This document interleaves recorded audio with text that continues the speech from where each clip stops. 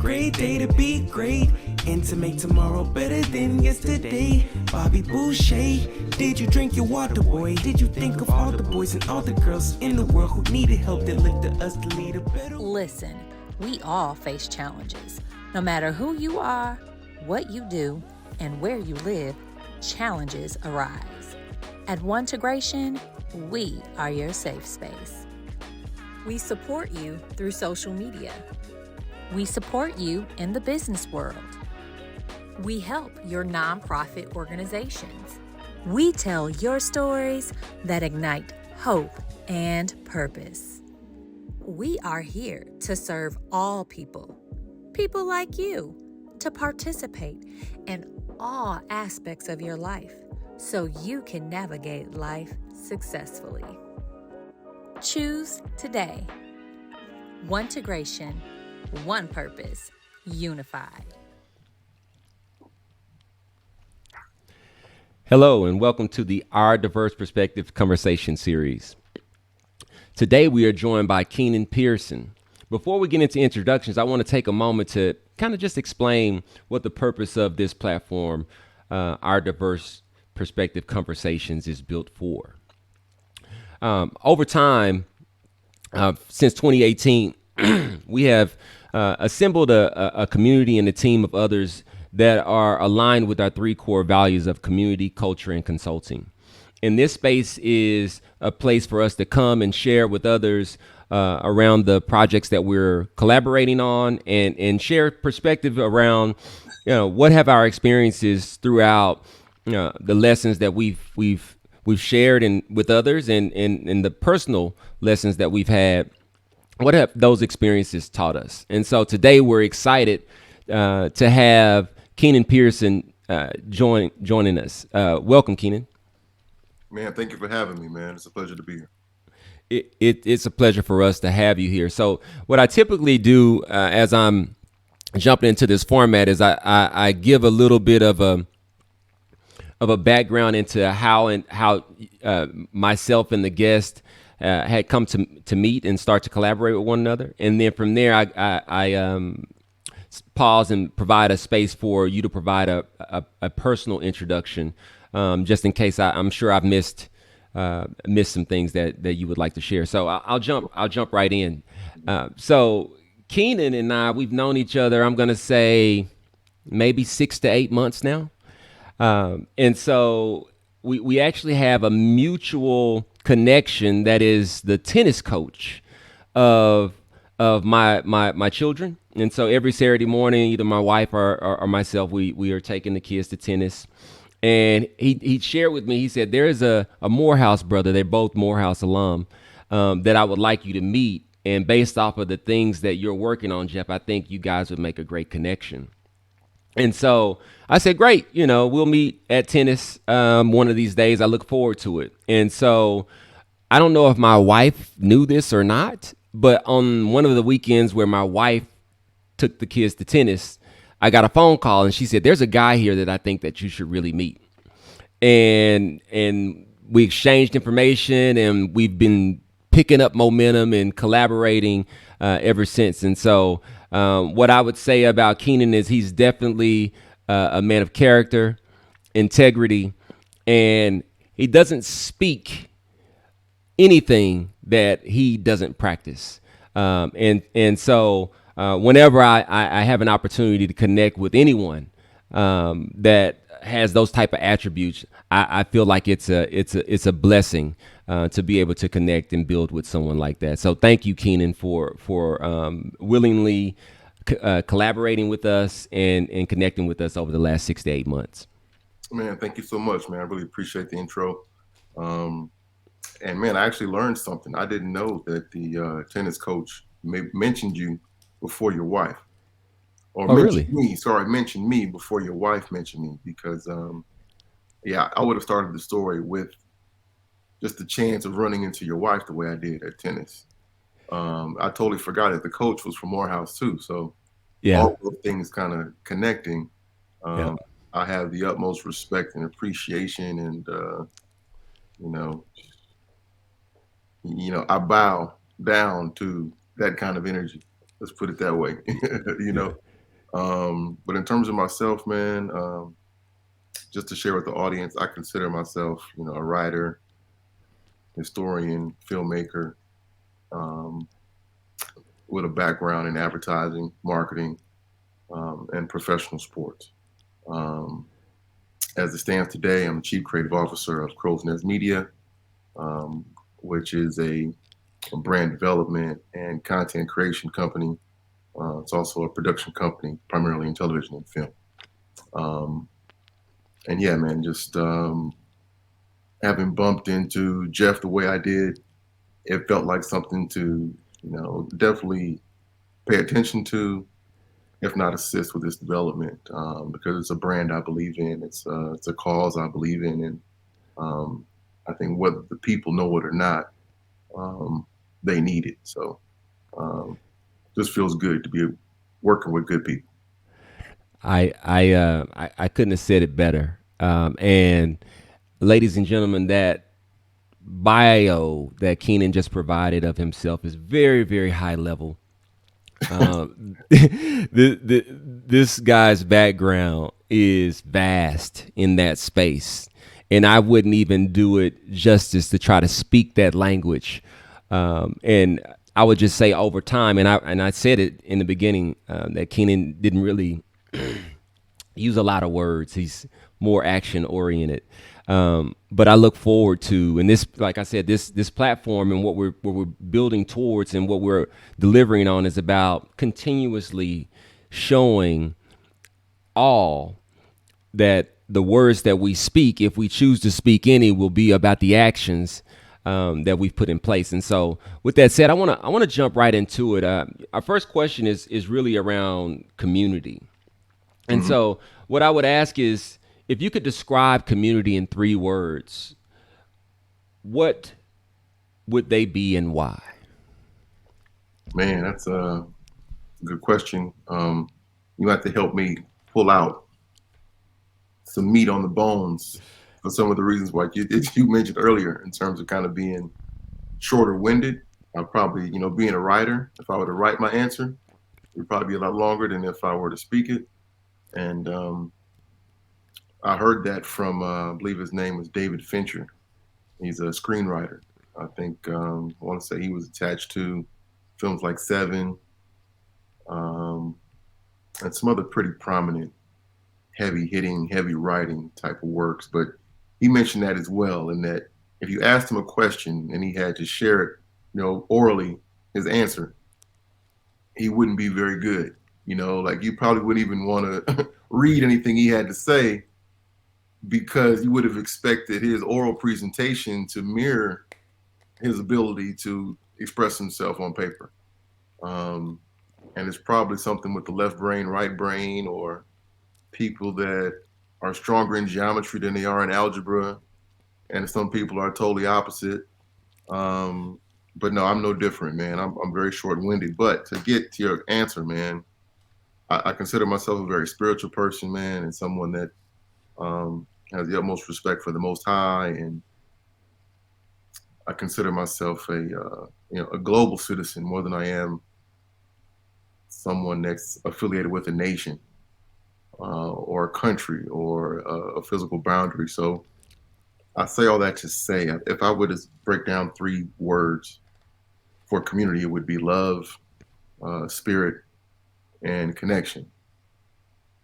I think those 3 things would kind of encompass everything else that you would expect community to be. Um, I think love is, man, it kind of reminds me of parent, and someone can be a parent, but parent is also a verb. So I believe that love is a thing, but it's also a verb. It's something to perform. It's something to execute. More than it is something to receive, it's something to give as well. And you probably need to be skillful in both departments, the ways to receive it and the ways to give it. And I think true community starts there, and that you, with love, you care about the next person across from you. So if there's an absence of caring for the next person or putting, agendas in front of something that should be a universal or natural law, I think that lets you know that you're heading in the wrong direction. So spirit, again, me coming from, I guess it's a very spiritual center, probably more so than religious, although I have the utmost respect for all religions. When I say spirit for community, I think spirit has to do with a kind of a common center within a community. It might not be totally rooted in values, but I think there's just kind of a natural, I would say a natural and a very organic kind of nucleus that a community kind of had. And you might be rooted in values, you might be rooted in customs, but the source of that is a spirit to me, and that community, relies on that spirit in times when things may not be going so well, and then connection is just the understanding that it's very simple, that all of that a community is naturally connected. In more ways than one. It's kind of like when your mother is crying and you're a child, you feel that energy, and you'll respond, and you'll feel some sadness because your mother is crying, even before you know what crying is. You'll respond to that energy. If your parents are fighting, you don't know what fighting is, but you feel that energy as a child. Communities are connected in that way. True communities are connected in that way. And if you find some worldly things to disconnect you from that natural pull to be one with those around you in good times and in bad, then you're dealing with some artificial things, in my opinion. You set the expectation that I was going to have to pull something out of you, and then things began to flow out of you. And I was taking some notes and things that were just coming into my head. I've shared with you that I'm a severe ADHD guy, and things just come and go in thought. And so I wanted to make sure that I listened and I captured it. Love, spirit, and connection. It's when I reflect back on the things that we work on, and we were working on a project together, and you were saying, hey Jeff, you're an executive producer or something like that, and I was like, I don't really know what that means. Right. I saw the name, I've heard the name, but I'm just doing what flows out of me, and it's really about me trusting my feelings, and it's a very spiritual thing, and so I can relate to those three, and I can even, where I want to go with this is I want to talk about the way that you feel so deeply, and we talk about these very, very heavy projects. Right. That are very ambiguous around these atrocities that have happened, and your connection to community that drives you to be able to leverage these traumatic occurrences to create teachable moments, mm-hmm. to create media and content that propels love and spirit and connection and all these things. What I would ask is, what do you lean on daily to be able to keep your well-being centered? Because there's so much going on outside of our control. And I know from personal experience of how much it impacts me. And I listen to you speak about these things. what is your practice to be able to make sure that the larger macro world and the things that are going on doesn't take a toll to put you in a position to where you're no longer capable of aspiring and pursuing your dreams and manifesting all the visions that you have? Man, thank you for the question first, and with the compliments that were within the question.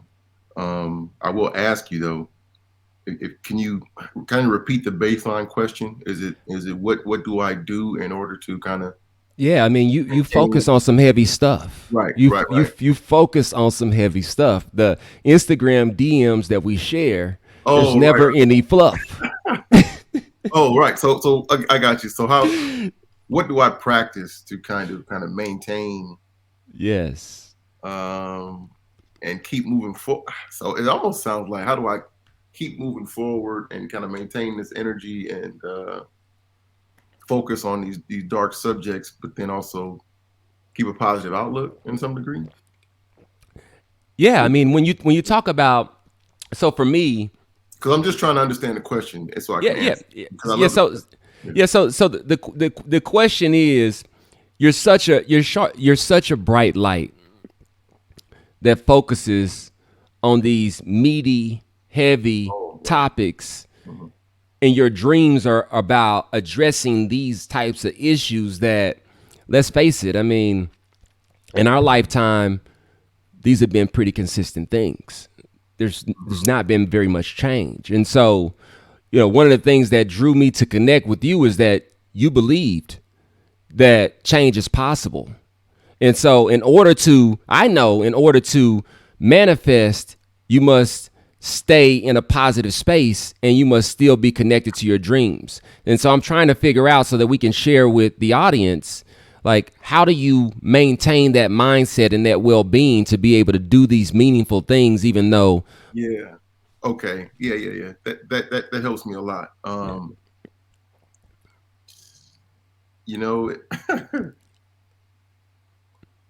That's a big question. I would say what keeps me focused is probably ambition.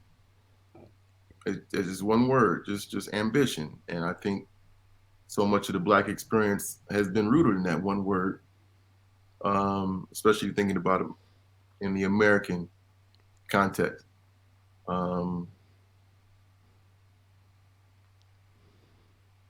I've always felt kind of a connection to the fighters when I was young, and I think I had a very natural connection to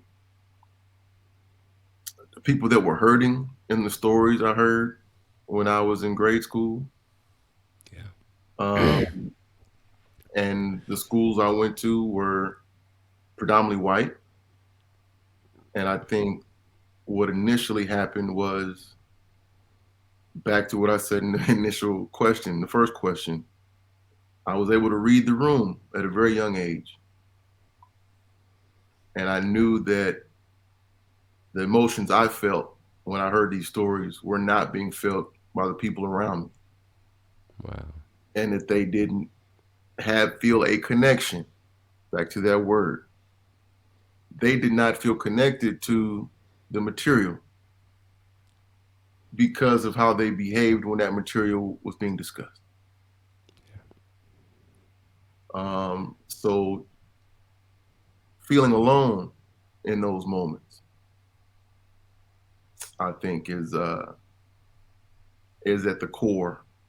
And I don't, I don't have the Tupac story where my parents weren't Black Panthers. They were very mindful people. They were very honest people. They were educated people.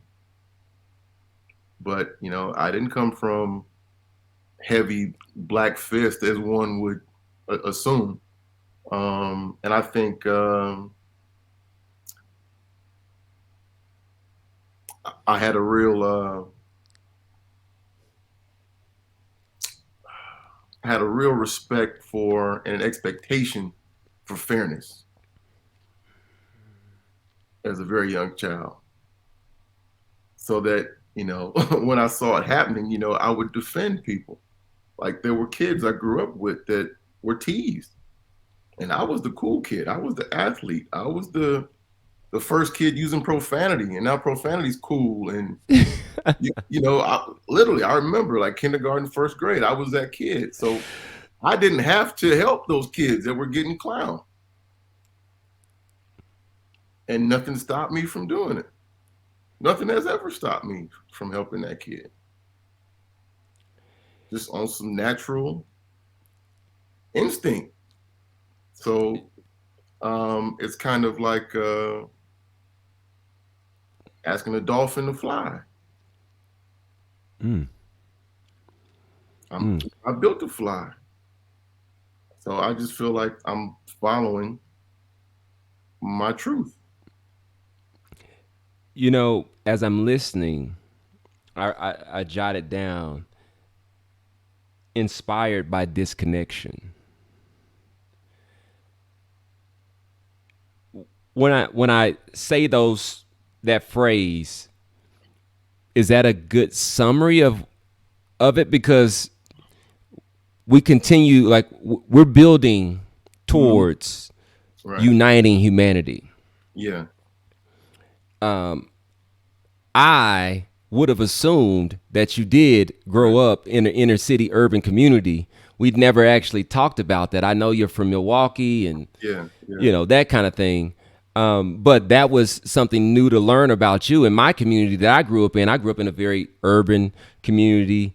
I was born to a young set of parents, and it was a community that was filled with a bunch of misconceptions, a bunch of trauma, but above all, it was love, and it's still love. I love going back home. I live 40 minutes away, and I get back there as much as possible. And in the situations, and I feel kind of the same. And I think people would say that, yeah, Jeff, you're the guy to speak up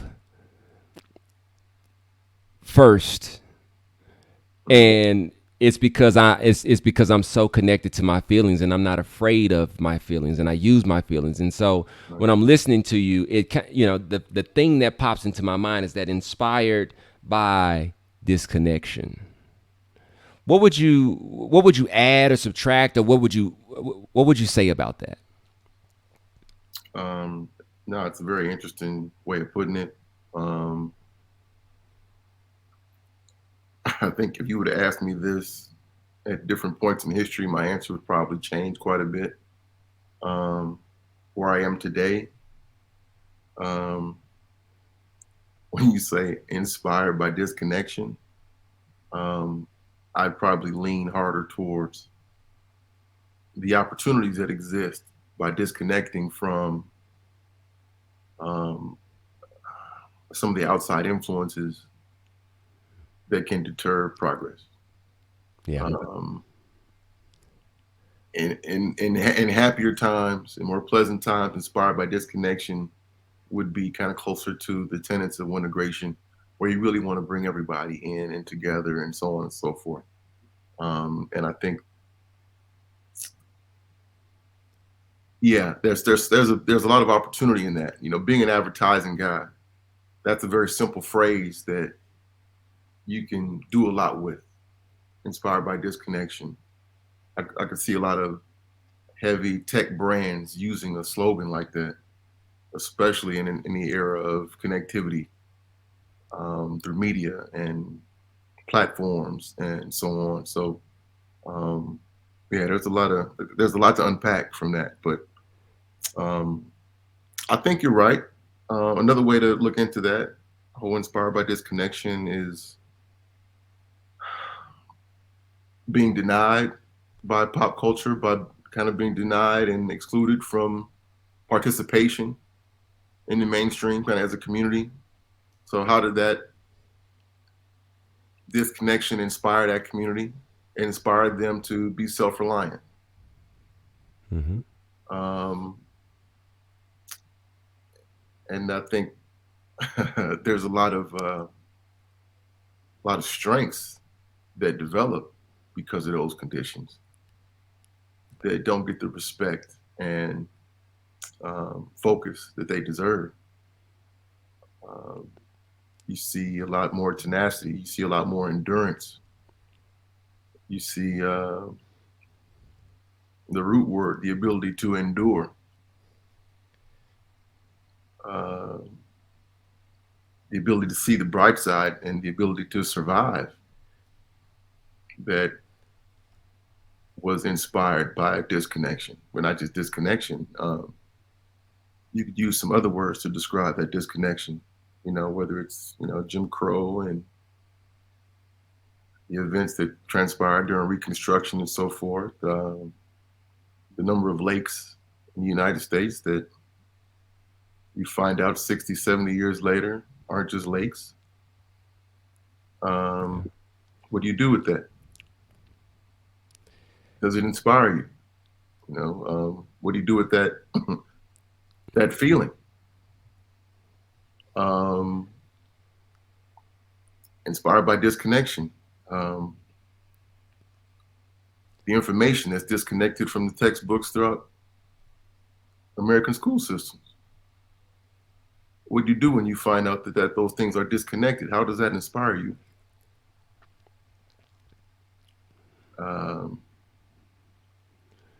Yeah, that's Yeah.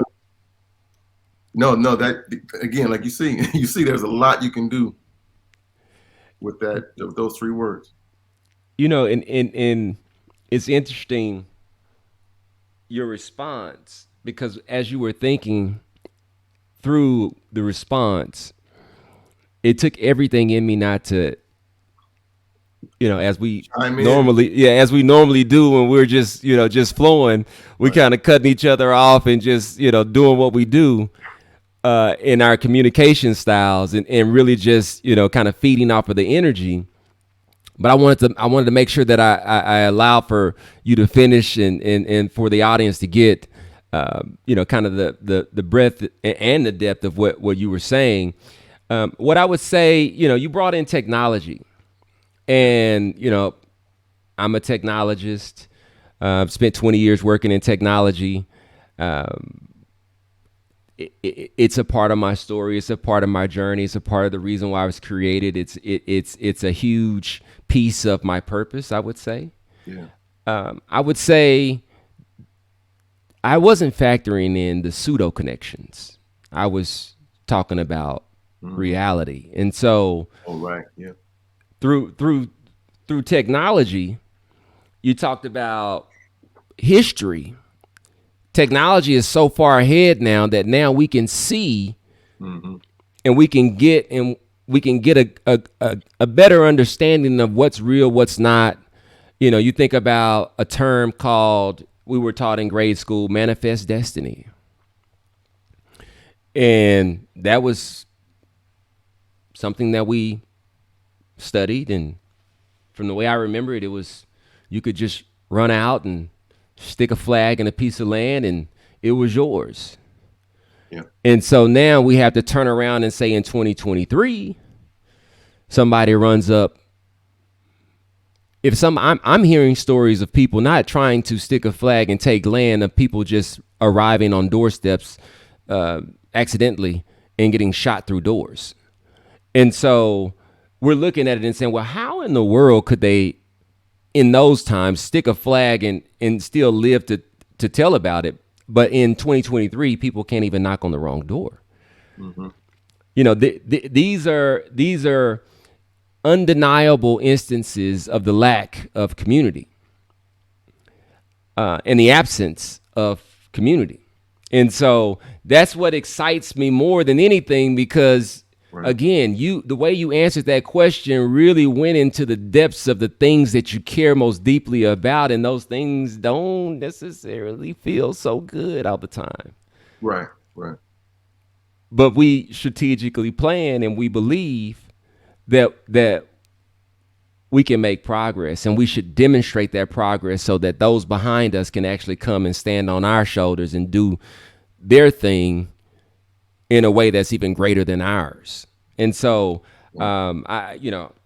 it's you talked about endurance. You talked about um, the difference between real connection and disconnection.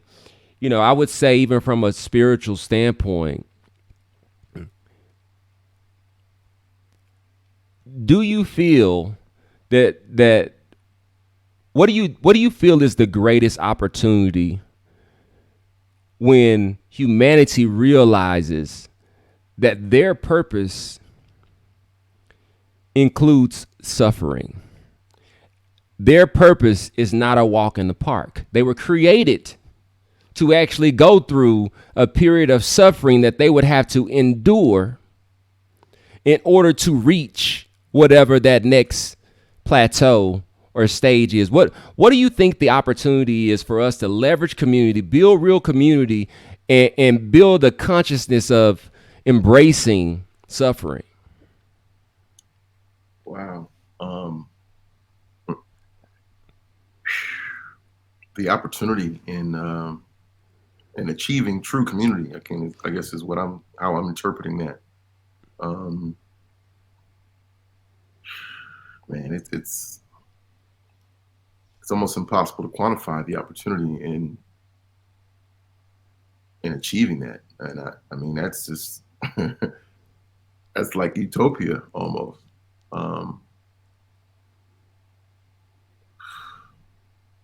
Dude, that's such a big question, but I'll say it this way. When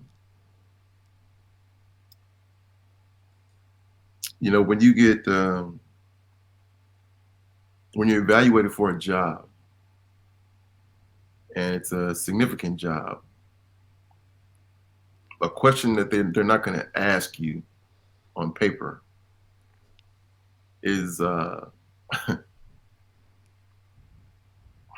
they might ask you, but it's something that they really have to observe in order to really know is whether you can perform in chaos. When there is dysfunction, when there is chaos, when things go awry, and there is no quick fix, can you still perform? Are you able to find a way?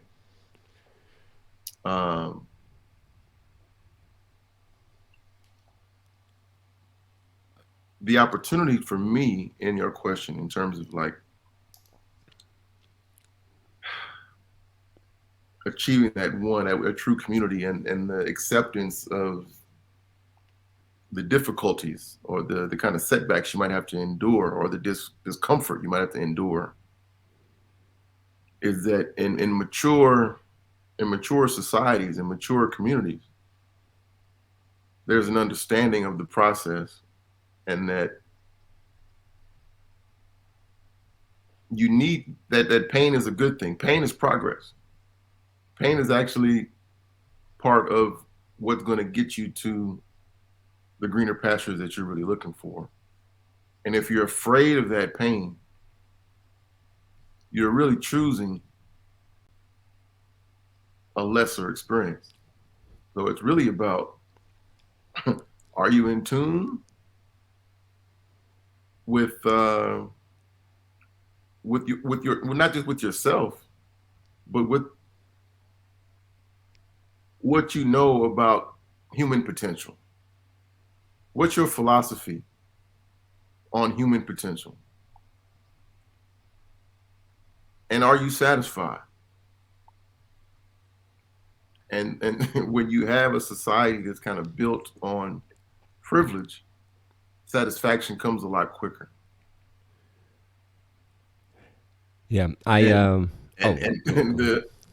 the danger in this perceived satisfaction is that your mind never opens enough to even ponder a greater reality. So for me,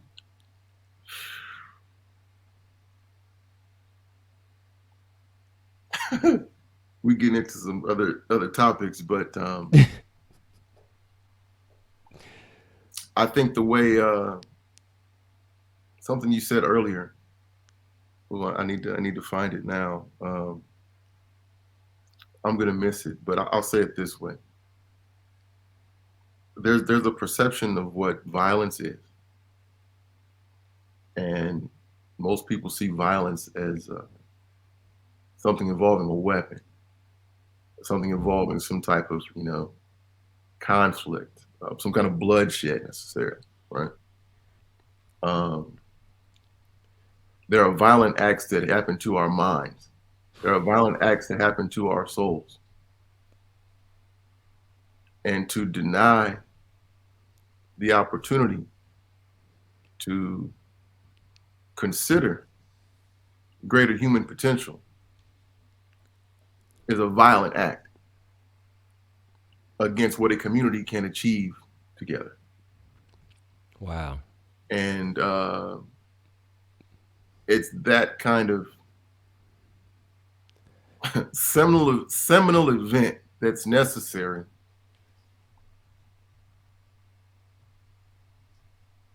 in order to really and truly have the freedom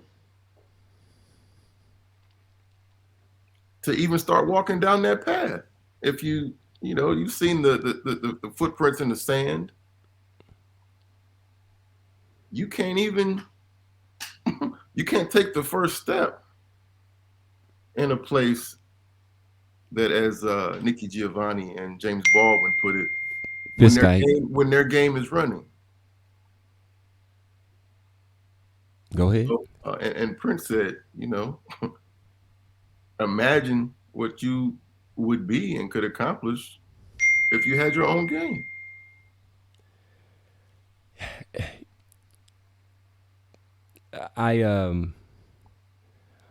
When we cut this up, we got to go back to it, and we got to noodle on everything that's being said in this conversation. And I've shared with you the challenges that I had there in those corporate spaces that resulted in me ultimately being diagnosed with PTSD, and the struggles that I have. I think it was 10 o'clock Friday night or Saturday night, you called me and you asked me how I was doing. And it was Friday or Saturday night because my wife wasn't home. And you had saw something that I posted about all the medications and things that I have to take in order to just be at my best for now. And it's not a forever thing, but when you talk about the violence in the absence of a weapon, I would even say that silence is a weapon, and it's used. We've progressed up to this point to where that weapon has been so powerful and so traumatic. If I were to bring in, like, say for instance, Bahia Cross or her mom, Dr. Joy, we would get into a conversation around the impact of post-traumatic slave syndrome and how that silence and the lack of awareness and ownership of the real true weapons that cause the harm daily without anyone seeing a scar or realizing a scar is there. I build technology and provide spaces for others to collaborate towards building that technology to be able to address this very thing that you speak of. And, I would say that I don't believe that, I should say it this way. I believe that when everyone understands the new landscape, and that words without actions, no bueno. Mm-hmm. Whatever you said is how we're going to have to live. And this is what we're going to have to demonstrate, or else we'll have places to go through technology that is centered in building real community with one purpose, unified. That place is called One Integration. Yeah. And We tell stories through One Integration Media that has partnerships with the chief creative officer of Crow's Nest Media, and all of the experiences that you, Mr. Pearson, have. It's a beautiful opportunity for us to take large strides in the right direction. I don't want to draw this conversation out too long because Right. we got the rest of our lives to put on together. And that's the way I envision it. I want to turn the corner a bit because I do want to give you an opportunity in the space to talk about this baby, this Crow's Nest Media. Oh, Tell man. us about that. No question. Just what does Keanon want to share about that vision? Wow, man. Thank you, man.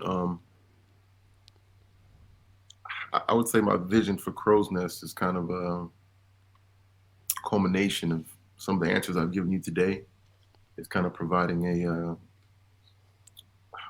a home for some of those stories to live, breathe, exist, and just help people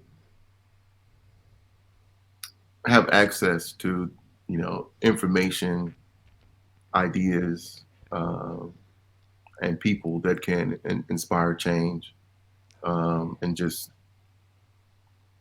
serve as a compliment, because I think we're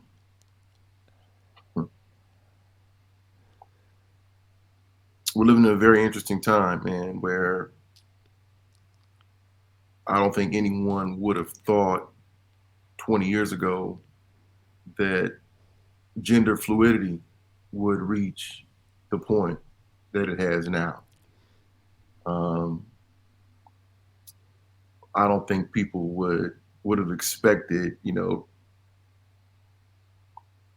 just kind of the human experience to shift to some degree. And that's kind of back to my last answer about human potential. So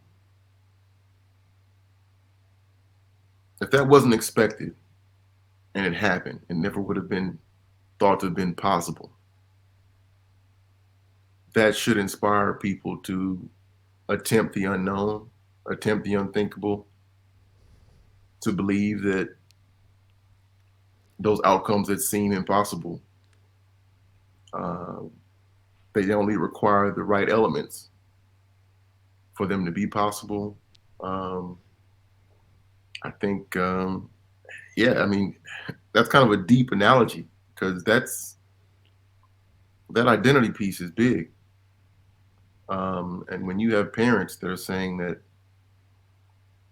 if my 4-year-old is feeling like this in this moment, who am I to stand in their way as a 4-year-old and allow them to kind of decide for themselves how they want to experience the world? Some of the other games that are running should be felt to be just as feeble, just as vulnerable, no matter what obstacles may be in front of them.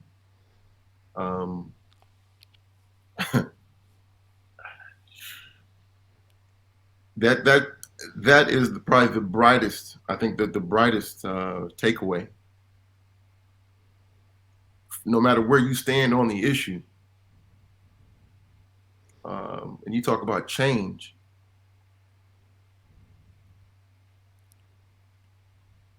that's a monumental change. It's a monumental shift,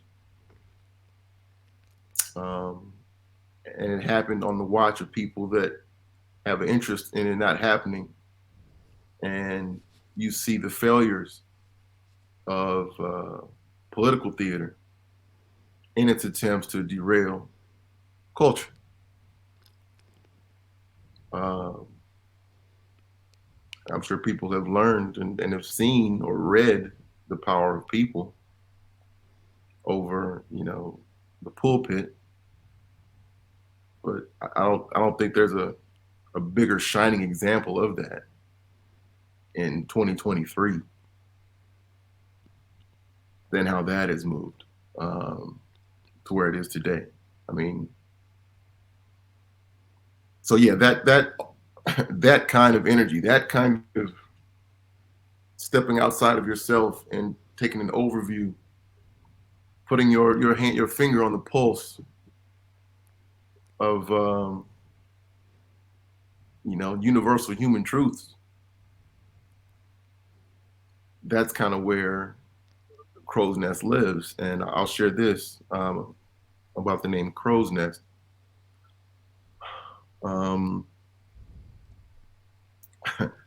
I went to watch Lawrence Fishburne's one-man show in New York on Broadway, and it was Thurgood Marshall. It's funny how all these things connect in such a wild way, man. But he's playing Thurgood Marshall. It's a one-man show. Lawrence Fishburne in the audience, and he's explaining to whoever he's talking to about segregation and what it was like to be in a courtroom when he was young, and that there was a crow's nest or an area. The balcony was called the crow's nest because that's where all the black people were forced to stand and sit, was in the balcony. And it became the crow's nest because crows were black. But nobody, if you weren't black, the idea of sitting in the crow's nest was offensive to those that enjoyed certain privileges, right? And back to kind of my other answers to some of the first questions about endurance and the ability to endure and the ability to overcome and the ability to take your circumstances and turn them into a positive. I think that's kind of the spirit of the company, which means that our stories are kind of taking these unique experiences or these unfortunate experiences. They don't have to be unfortunate at all. Some of them are just experiences. It's just how courses of events transpired and left you with circumstances. But taking those circumstances and finding the teachable moments within them, so that you don't lose some of those master teachers and the master teachings that came from those lived experiences because of the evolution of society and so forth. I think one example would be this tendency of kind of celebrating some of the painful moments in the past, when there are triumphs just as great as some of those painful moments. And there isn't as much time spent on those triumphs and those that overcame despite the odds. So yeah, that's kind of where Crow's Nest comes from.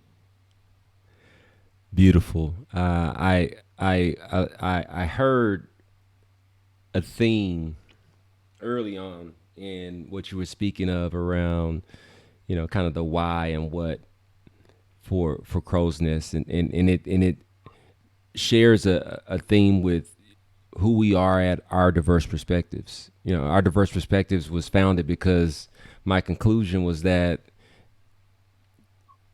the world at large was saying that we lacked appreciation and access to diverse perspectives. And so what happens in communities and businesses is that in business, business owners and decision makers tend to wear hats that are really not aligned with their purpose or their experience because they don't have access. Mm-hmm. In community, when there's no access to diverse perspectives, then judgments and lack of appreciation for differences surface. And so at our diverse perspectives, the vision is to support business owners, decision makers, entrepreneurs, so that employees and communities and businesses win together. And so I want to thank you for being in this moment, being so transparent, talking about the things that sometimes people, especially large organizations, they try to, kind of just skirt over. Yeah, for sure. You and I know that this is just the beginning. Well, it's not even the beginning. We've already started. And so before we close, I want you to, if you could, tell people where they can follow and find and keep connected with you. Oh man, appreciate that. You can follow me on Instagram at @pointforward_. Crow's Nest Media will have social media soon. But yeah, this was formed, I would say, in the last, say, 6 to 8 months. Um, Actually working on some exciting things with the American Psychological Association. Um, Another amazing story of just kind of the stars aligning, and giving Crow's Nest Media a chance to kind of shape and mold how the American Psychological Association will make amends for what they believe is their role in the proliferation of a racist culture. And this is since the 1890s. So they've done a self-assessment, which aligns with some of the opportunities within culture. So yeah, I mean that could be a totally separate show within itself. Is just unpacking what that means for an association of that size and impact and influence to look at modern times and say, we have been negligent in our duty to this community. When I say community, that's the entire country. Yeah, that's anyway. Yeah, that's kind of the next big thing on my plate is that, in addition to a documentary that's been in the works for many years. It's finally reaching the point where distributors are starting to take real interest. So, no, very exciting times, and yeah, I can't wait to push over to the next chapter, man. That sounds great. I want to give you first right of refusal to the Jeffrey McKinney Tech Panther, founder of One Integration, Our Diverse Perspectives story, and the change that we will see very, very quickly and abruptly. The outcomes that we are already seeing with our clients receiving $250,000 settlements and things like that. And you and I both know there are not many people, if there's anyone else, that can speak to supporting others in that way. I also want to just give you your flowers. And you said it. We're gonna have a bunch more of these. And so, thank you for making the time. And we have a lot of work to do. However, when we are forming and contributing and participating and sharing and appreciating our diverse perspectives, we can do a whole lot in a way that aligns with what we're already doing. And so thank you for already being an active participant. So with that being said, I want to thank all that watched this episode of Our Diverse Perspectives Conversations series. I am Jeffrey McKinney, the CEO and founder of Our Diverse Perspectives and One Integration. We will connect with you on any way that you choose to reach out. Please do not hesitate. If there's ever any way that we can support you as a business owner, an entrepreneur, a humanitarian, or any other thing that aligns with your purpose. Thank you.